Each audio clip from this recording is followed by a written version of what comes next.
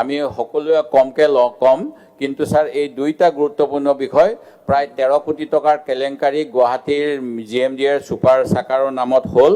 1 কোটি 30 লাখ টকাৰ বস্তুখিনি কিজানি এখন গাড়ী 2.5 কোটি টকাত কিনা হৈছে, আৰু তেনেকৈ 10খন কিনি ৰাইজৰ ধন হৰাট কৰা হৈছে। দ্বিতীয়তে স্যাৰ এজন ব্যক্তিক ঠিকা দিয়া হৈছে এটা জইণ্ট ভেঞ্চাৰ ভূঞা এণ্ড কিবা বুলি, সেইটোত স্যাৰ যিটো বেচিছত ভূঞা কোম্পানীটো জলসিঞ্চন বিভাগত ৰেজিষ্টাৰ হ'ল, তেওঁলোকৰ স্যাৰ পুলিচ ভেৰিফিকেশ্যনটো ৰেজিষ্ট্ৰেশ্যনৰ কাৰণে বিশ্বনাথ চাৰিআলি মানুহজনক স্যাৰ নলবাৰী পুলিচে ৰেজিষ্ট্ৰেশ্যন কৰি পেলাই অনৈতিকভাৱে কাম কৰিছে নিজৰ জুৰিডিকশ্যনৰ বাহিৰত। তাৰপিছত স্যাৰ কোটি কোটি টকাৰ কাম কৰিছে, আৰু সেই কাম কৰাৰ কাৰণে স্যাৰ জলসিঞ্চনৰ পানী ওলোৱা নাই নেকি, এই গোটেই কথাখিনি খুব জৰুৰী। আমি স্যাৰ আলোচনা নকৰোঁ, আপুনি সদন কমিটি দি তদন্ত কৰাব পাৰে স্যাৰ, আমাৰ এইটো দাবী স্যাৰ। যদি আপুনি এটা আশ্বাস দিয়ক সদন কমিটি কৰি দিম বুলি এইবিলাকৰ কাৰণে, তেতিয়া আমি আৰু হেঁচা নিদিওঁ। আমাৰ বিষয়টো স্যাৰ এটা বস্তু জানিব লাগিছিল স্যাৰ, স্যাৰ এটা বস্তু সদন কমিটি দি দিয়ক স্যাৰ, স্যাৰ এটা বস্তু জানিব লাগিছিল। মই মানে বস্তুটো অপজিশন এটা কথা কৈছে আৰু যে ব্ৰিটিছ পাৰ্লামেণ্টটো আমি ফলো কৰোঁ, আমি ইণ্ডিয়ানটো ফলো কৰিব লাগে, এইবিলাক আইটেম নম্বৰ 2 হেৰি কৰিব লাগে স্যাৰ। অধ্যক্ষ মহোদয়, শ্ৰী গোবিন্দ চন্দ্ৰ অধ্যক্ষ মহোদয়, বসুমতাৰী স্যাৰ ৰুলিংটো দিয়ক স্যাৰ, এইটোত স্যাৰ এটা আপুনি সদন কমিটি দি দিয়ক, নহ'লে আলোচনা দিয়ক স্যাৰ 1 ঘণ্টাৰ কাৰণে। মই বিষয়টো বিবেচনা কৰিম। মই আজি স্যাৰ আমাৰ সময় নাই স্যাৰ, আপুনি জানে মাত্ৰ 3 দিন আছে, আজিয়ে দিয়ক স্যাৰ, বিবেচনা কৰিম। ঠিক আছে, গোবিন্দ বসুমতাৰী। অধ্যক্ষ মহোদয়, স্যাৰ মই স্যাৰ আমাৰ বিৰোধী দলপতি ডাঙৰীয়াই যি সদন কমিটি বিচাৰিছে স্যাৰ, সদন কমিটি দিয়াবলৈ আজি স্যাৰ আপুনি নিৰ্দেশ দিব লাগে। অধ্যক্ষ মহোদয়, স্যাৰ সদন কমিটি দিবলৈ আপোনাৰ অনাৰেবল মিনিষ্টাৰে কিবা কৈ আছে। ঘোষণা কৰি দিলে হৈ যাব স্যাৰ, সদন কমিটি ঘোষণা কৰি দিয়ক স্যাৰ। অনাৰেবল পাৰ্লিয়ামেণ্টাৰী এফেয়াৰ্ছ মিনিষ্টাৰে কৈ আছে, প্লিজ চিট ডাউন। তেওঁ কিবা কৈ আছে। কি ৰিপ্লাই দিয়ে স্যাৰ? অধ্যক্ষ মহোদয়, আজি যিটো বিষয় আমাৰ আজি সভা স্থগিত প্ৰস্তাৱত আনিছে, চাউণ্ডটো কি হৈ গ'ল মাইকৰ চাউণ্ড।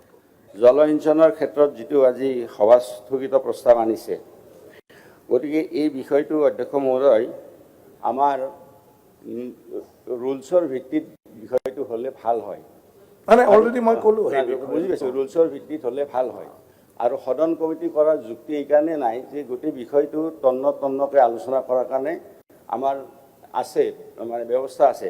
অধ্যক্ষ মহোদয়, মাত্ৰ 1 মিনিট লৈছে, মানে আশ্বাস দি দিয়ক আজি হ'ব বুলি স্যাৰ এই বিধানসভা সময়তে, তেতিয়াহ'লে আমি নকৰোঁ স্যাৰ, নহ'লে স্যাৰ আমাক এতিয়া দিব লাগে। অধ্যক্ষ মহোদয়, কিয় যুক্তি নাই স্যাৰ? অধ্যক্ষ মহোদয়, আমাৰ খেতিয়কৰ পইচাবিলাক চব ঠিকাদাৰক খুৱাই দিব অশোক সিংঘাল ডাঙৰীয়াই, তাৰপিছত সদন কমিটি কৰিব নোৱাৰিব, এইটো কেনেকুৱা কথা? প্লিজ মন্ত্ৰী নাই, সদন কমিটি হ'ব লাগিব স্যাৰ, প্লিজ।